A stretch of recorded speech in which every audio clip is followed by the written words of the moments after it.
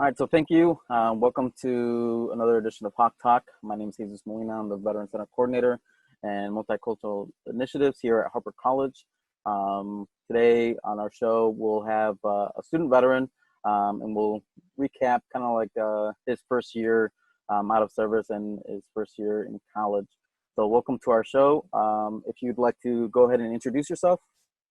Hello, my name is Neph Ramos.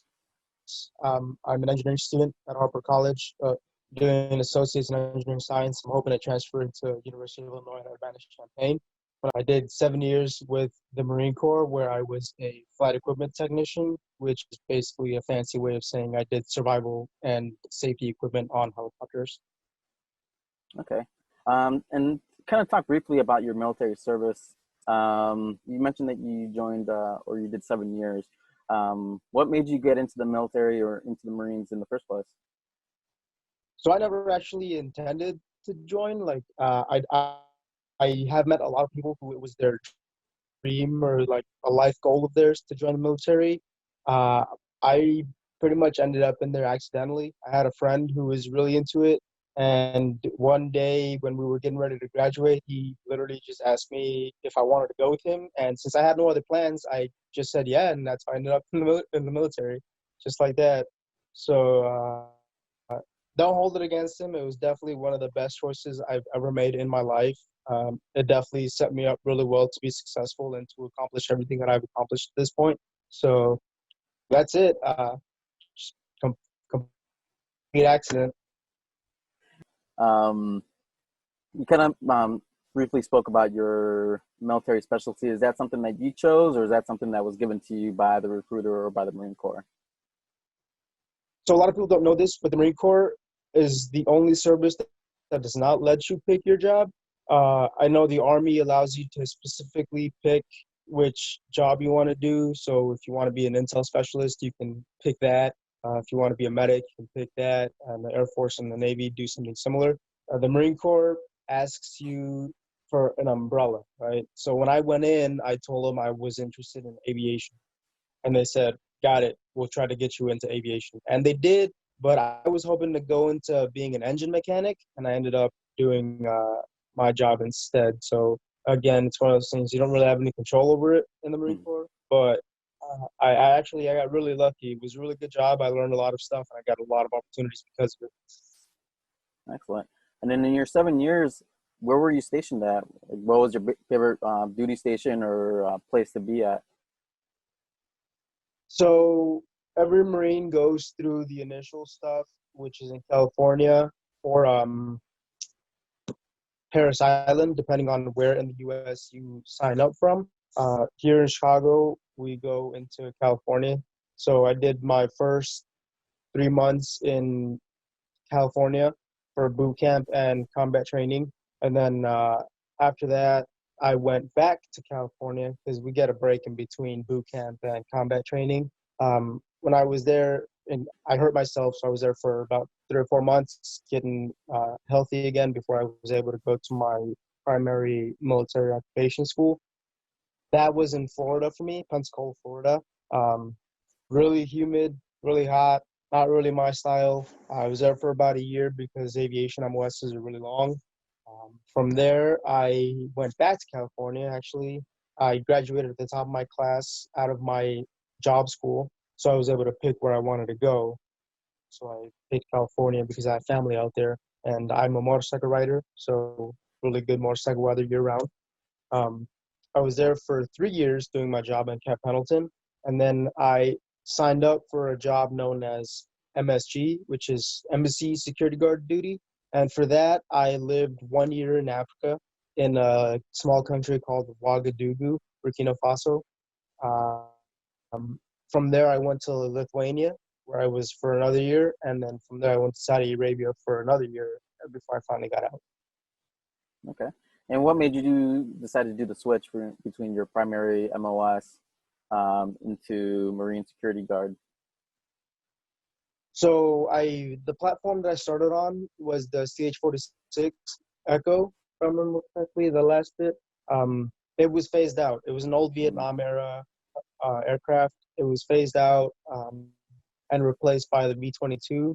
So when that happened, I had a lot of qualifications on the CH-46. I was a collateral duty inspector. I was the head of my shop, and I had a bunch of jobs and duties that I had to take care of. But when we switched from the 46 to the 22, I lost a lot of my qualifications. And to be completely honest, I was a little lazy to get them back. So I just decided it was time for me to change it up a little bit and experience something new. So that's how I ended up going. And if you have any suggestions or tips for anyone that's interested or has thoughts about joining the military, what would you tell them? Would you tell them to join, not join, or just kind of to each their own? So it's definitely not easy.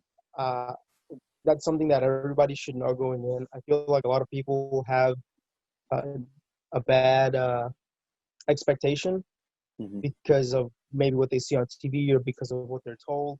It's definitely not an easy lifestyle, and it's not for everybody. I will say if you are interested in doing it, it is 100% worth it. Um, the the benefits that you will receive from being in the military far outweigh any of the negatives that I have encountered. Of course, that being said, that is strictly speaking from my experience. Some people may not see it that way, but I 100% believe that having joined the military was one of the best decisions I've ever made. Okay. And if you could kind of pinpoint one thing or, um, one of your favorite things in the military, what would it be? Definitely the camaraderie. Uh, you hear it all the time. Some of the you'll hear military members saying that some of the best friends they've ever had have been military members that they served with, and that is 100% true. I have a lot of really good friends that I served with, people that I stayed in touch with, even from as far back as my boot camp days back in 2012. Um, I feel pretty confident that if I was to go to one of their towns or their cities and call them up, they would 100% come out and see me, and we'd have a good time together, like if we just seen each other the day before. So Hmm. definitely that friendship that is built up, it's something that you don't find just anywhere. And the fact that whenever you've been in something like that, you can pretty much go anywhere. And if you meet someone who has those shared experiences like you, they'll pretty much accept you right away. Awesome. And so now, fast forward 7 years, you're getting out. What was that? How did the military prepare you? How did the Marines prepare you for after service?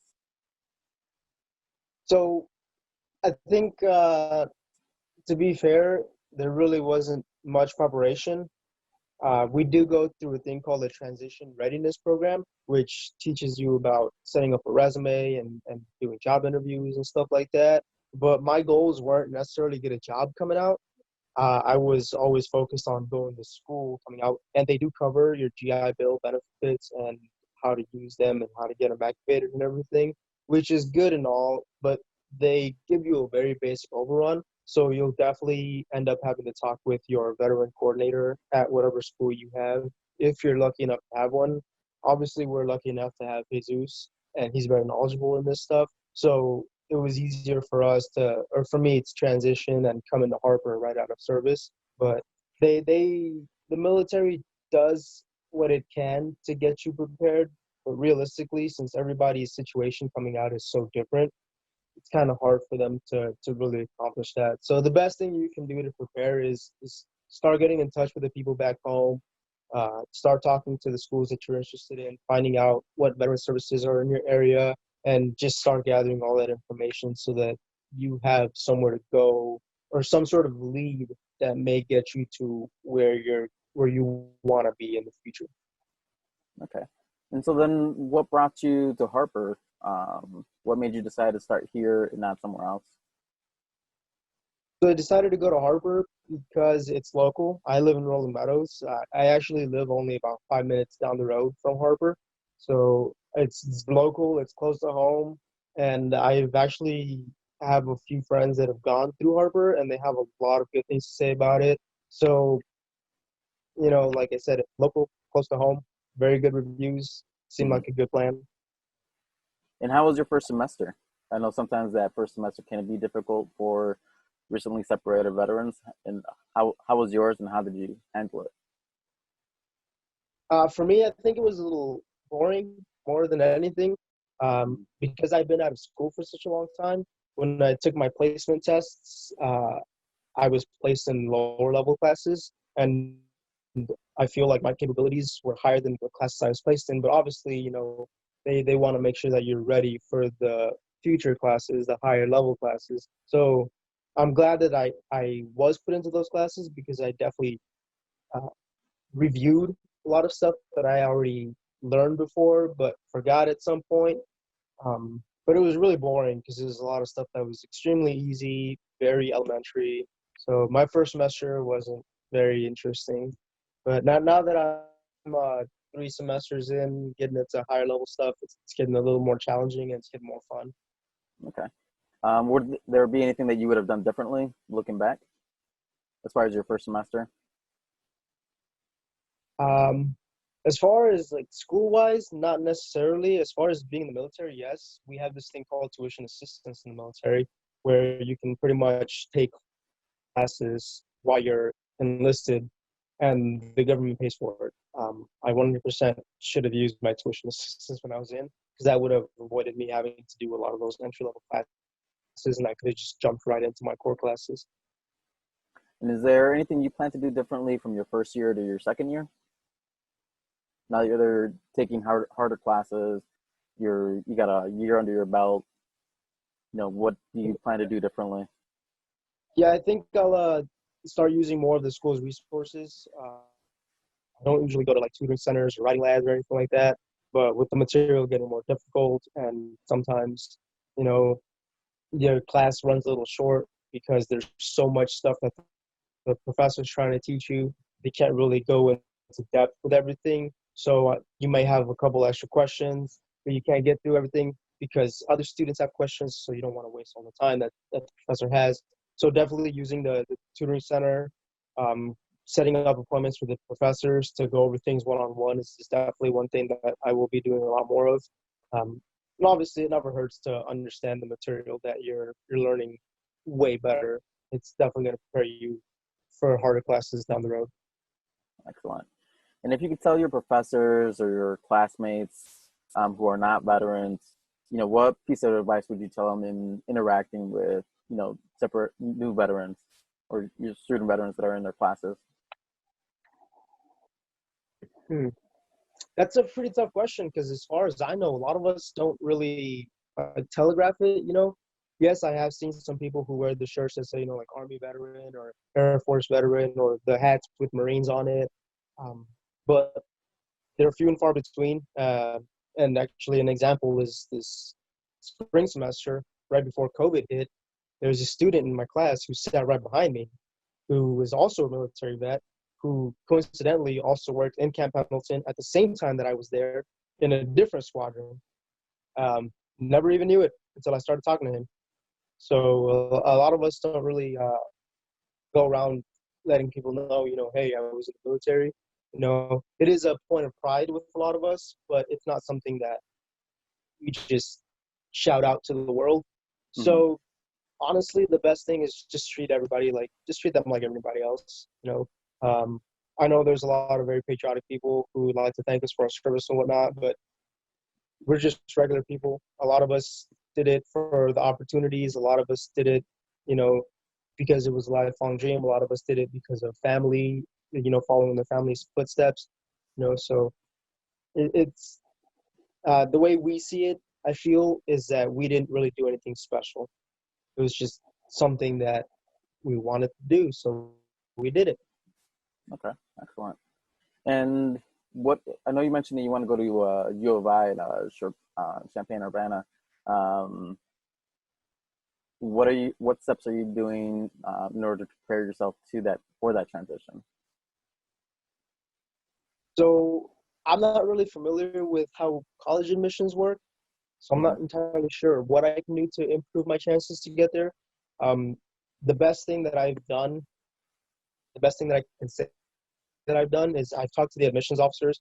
I found out what classes I need to take in order to meet their curriculum or their acceptance requirements. Um, I've made sure to keep my grade up. So now 3 semesters in, even with going online for the pandemic, I've managed to maintain a 4.0 GPA average. So just doing things like that, just making sure you're at the top of the hierarchy, if you would, when it comes to your grade and the activities that you do. Being involved with the Student Veteran Center.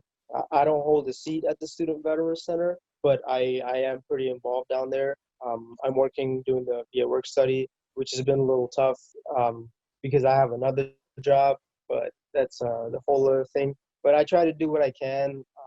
Whenever the interviews were happening for the VA coordinator, I showed up to the ones that I could. I asked questions.